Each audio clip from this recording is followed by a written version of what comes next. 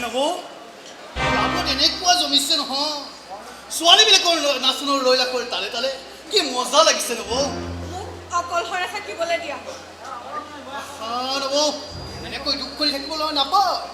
দুখ কৰি থাকিলে মানুহৰ জীৱনৰ স্বাস্থ্যৰ অৱনতি ঘটে তুমি মোৰ শুৱনি কথালৈ কিয় আহিছা ইয়াৰ পৰা গুচি যোৱা মোৰ নবৌ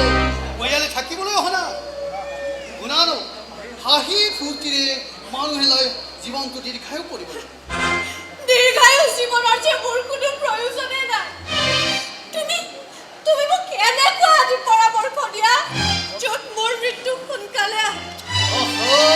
নেপায় বৌ নেপায় এনেকুৱা কথা ক'বলৈ নেপায় ফূৰ্তি কৰিব লাগে মানে লাইফটো এনজয় কৰিব লাগে আমাৰ তুমি দৰ্জাখন কিয় বন্ধ কৰিলা দৰ্জাখন তোমাৰ খোলা হৃদয়েৰে চুমাই দিয়া তোমাৰ ইমান অধমতা নম্বৰ যাক তুমি মাতৃৰ দৰে ভক্তি কৰিব লাগে তাক তুমি ভালে ভালে কৈছো দৰ্জাখন খুলি দিয়া নহ'লে কি তোমাৰ চিঞৰ দিম তোমাৰ চিঞৰ শুনিবলৈ ইয়াত কোনো নাই বুঢ়াক পঠিয়াইছো মাৰ লগত হস্পিটেললৈ দেউতাক বুঢ়া বুলি ক'লে তোমাৰ বিবেকে বাধা নিদিলে বিবেক থকা বাবেই তুমি ইয়ালৈ আহিছো তোমাৰ উপকাৰ কৰিবলৈ I mean মাতৃত্বৰ গৌৰৱ এৰি দিয়া অমৰ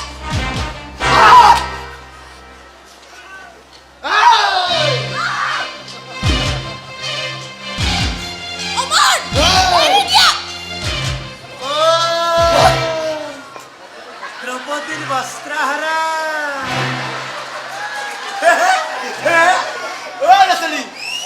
তুমি ভয় নকৰিবা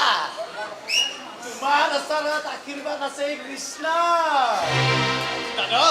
মই আচলতে জানো তই আধুনিক নৃত্য শিকাব বিচাৰিছিলি ন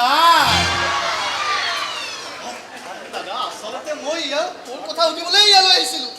পঢ়ে মোক দৰ্জাখন বন্ধ কৰি লেতেৰা প্ৰস্তাৱ অমৰ তুমি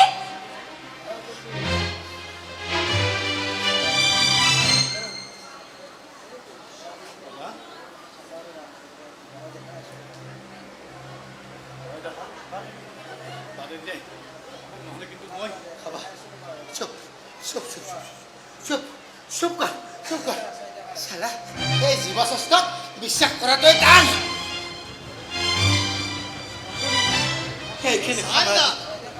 সেইখিনি সময়তে হিৰণ্যকশিপুক বিষ্ণুৱে অৱতাৰ লৈ নৰসিংহৰ অৱতাৰ লৈ নিধন কৰিছিল নাচনী দৰ্জাখন বন্ধ কৰি দিয়া আজি ইয়াক মই নৃত্য শিকা